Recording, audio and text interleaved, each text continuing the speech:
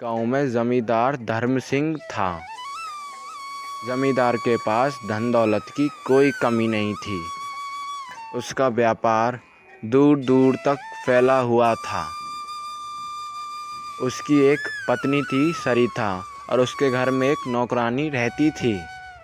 जमींदार की पत्नी सरिता ने कभी भी उस नौकरानी को नौकरानी नहीं समझा, बल्कि अपने घर का सदस्य ही समझा। जमींदार भी बूढ़ी औरत से कोई भी बात नहीं छिपाता था, बल्कि वो अपने दिल की सारी बात नौकरानी से कर लिया करता था। एक दिन नौकरानी कहती है, चंदन बेटा, तुम पिछले कुछ दिनों से बहुत परेशान दिखाई दे रहे हो। जमींदार कहता है, अम्मा अब आपसे क्या छिपाना, मेरी शादी को इतने साल हो गए हैं और अभी तक मेरी कोई संतान नहीं हुई है।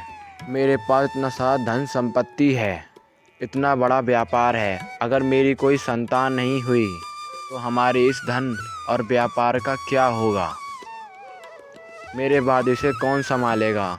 मेरी उम्र भी अब बढ़ रही है। अगर मेरा कोई बेटा होता तो हर काम संभाल लेता, मेरे हर सुख दुख में मेरा साथ देता और मैं भी चिंता से मुक्त हो जाता।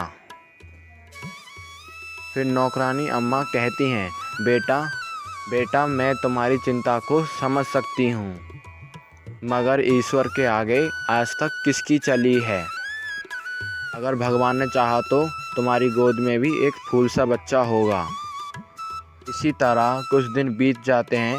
फिर एक दिन बूढ़ी अम्मा जमींदार से कहती हैं, चंदन बेटा, बधाई हो, तुम्हारे लिए एक खुशखबरी है। जमींदार कहता है, क्या खुशखबरी है अम्मा, जल्दी बताओ।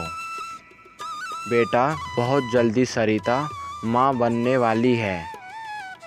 जमींदार ये सुनने के बाद बहुत ही खुश होता है और कहता है, हे भगवान, तुम्हारा बहुत बहुत धन्यवाद।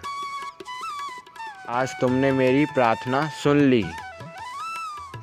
अब सभी लोग इस आने वाली संतान का बेसब्री से इंतज़ार कर रहे थे।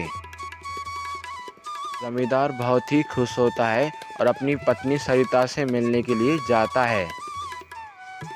फिर बहुत महीने बीत गए।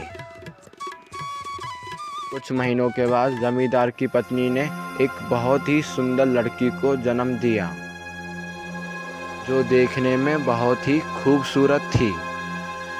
मगर जैसे ही बच्ची का जन्म हुआ, जमींदार की पत्नी सरिता का देहांत हो गया। पत्नी की मौत ने जमींदार को गहरे दुख में डाल दिया। तब एक दिन जमींदार सोचता है, लोगों के घर में बेटी पैदा होती है तो वो घर की लक्ष्मी बनती है, लेकिन मेरे घर में तो ये बच्ची मुसीबत बन के आई है। ये तो मेरे लिए मनहूस है।